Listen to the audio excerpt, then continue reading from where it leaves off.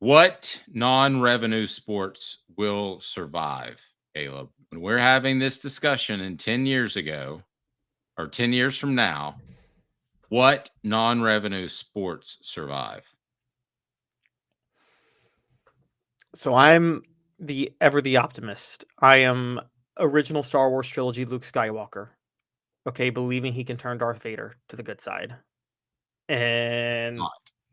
I'm sorry. Did not. He did. He turned him at the very end.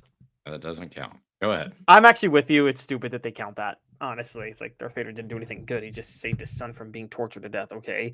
Anyways, so I think they will find a way to make it work where all the non-revenue sports stay afloat. I'm sure schools will cut sports or keep some sports, but all schools do that anyway now. I don't think you're going to see this mass cutting of non-revenue sports. I don't. I think they will find a way to keep it afloat. I think there's value in these non-revenue sports, particularly when you move beyond football and basketball.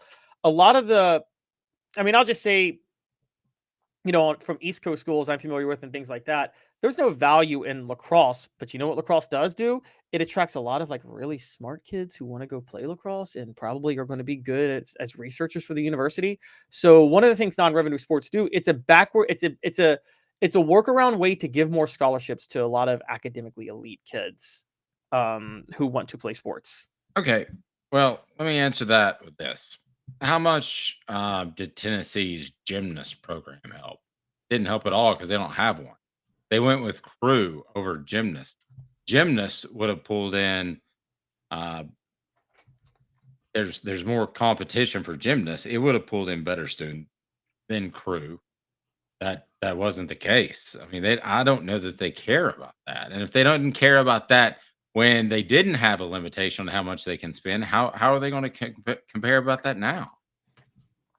Because I think they see the non-revenue sports for a value different on that. Now, there's no limitations on what they can spend on these sports. I don't think the money's going to come from the non-revenue sports.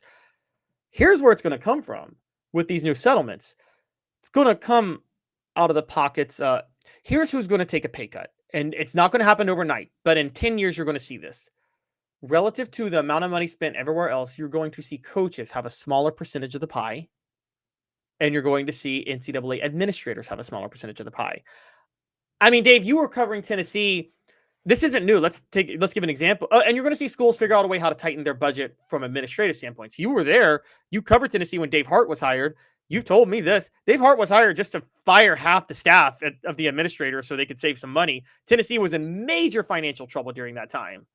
Yes, And they had no emergency budget, zero. I think at the time Alabama had 25 million for comparison as an emergency budget.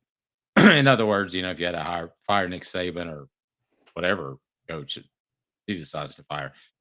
So they had that. They didn't have an emergency budget.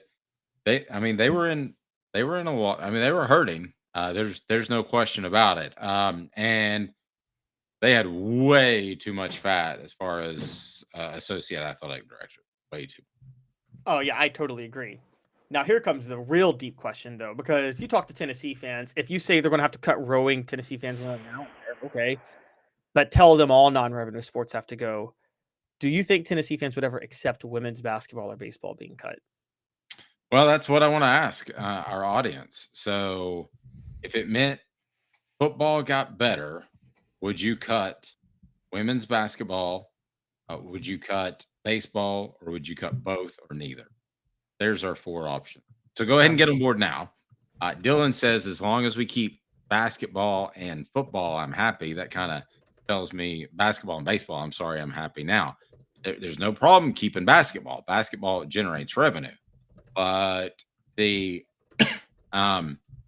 Trevor asked the emergency money. I want to say it's like $10 million. I'd have to go file for you, but I'll look into that. But Dylan says, as long as we keep basketball and baseball, I'm happy.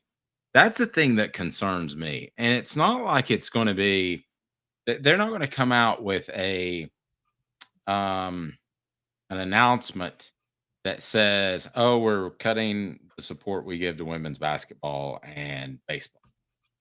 That's not how they're going to handle it, Caleb.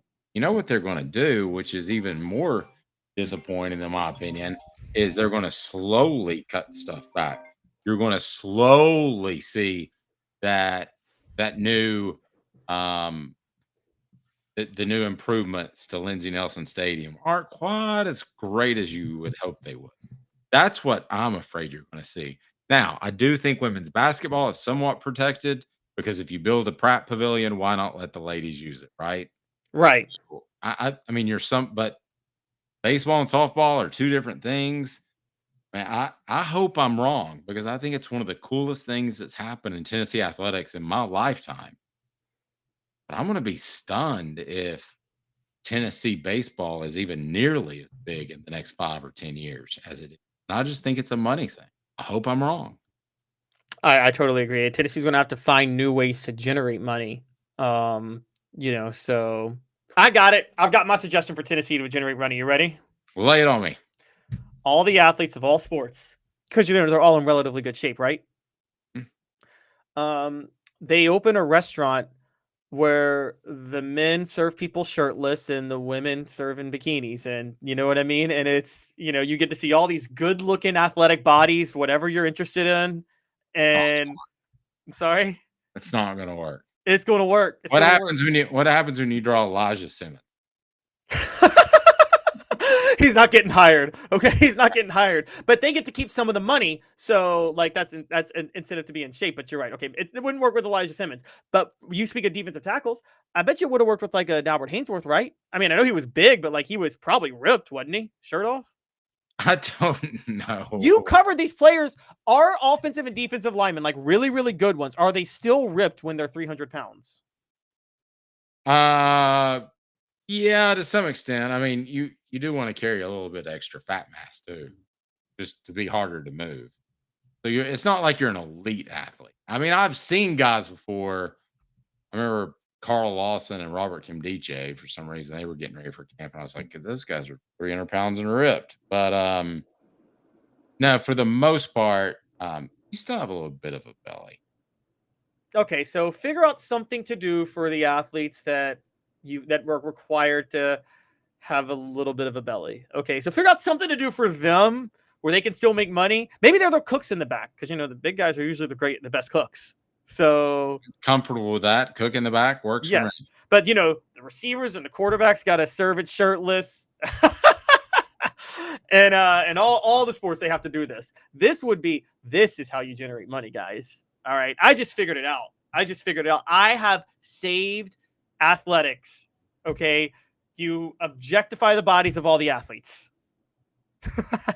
Basically, you're suggesting, according to one of our callers, as an OnlyFans to generate money. A Tennessee Vols OnlyFans site. That's just, oh my gosh. Oh, Nathaniel says we'll call it Only Balls. Okay, I have no interest in putting this together whatsoever. I love this. An Only Vol. Let's do it, guys. Only Vols, and everybody can get on. And if worst idea ever. Sometimes you have some athletes dating other athletes, and if they would like to, hook up on OnlyFans, that Tennessee should sponsor it.